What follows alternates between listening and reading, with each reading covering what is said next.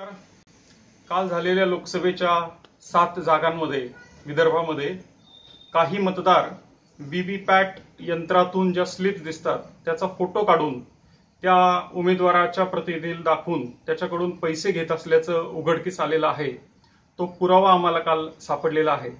अशा प्रकारच्या घटना या लोकशाही स्मारक असून गुप्त मतदान पद्धती यामुळे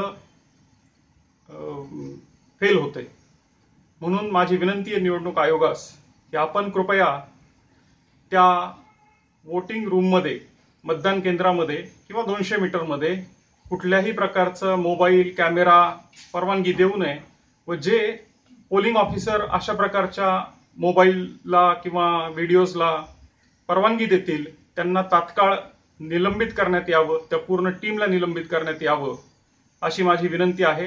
हा प्रकार अत्यंत धक्कादायक आहे, कारण ह्या स्लिप्सचे जर फोटो काढून तुम्ही गेलात आणि उमेदवाराकडून पैसे घ्याल परंतु दुसऱ्या व्यक्तीस जर समजलं तर ही या घटनेतून मारामारी, खून, मर्डर अशा अनेक प्रकार संभवित आहेत। कारण एकदा उमेदवार पडला की तो अत्यंत द्वेषाने इतरांवर आरोप करतो, हल्ला करतो, अशा स्वरूपाच्या घटना महाराष्ट्रात यापूर्वी झालेल्या आहेत।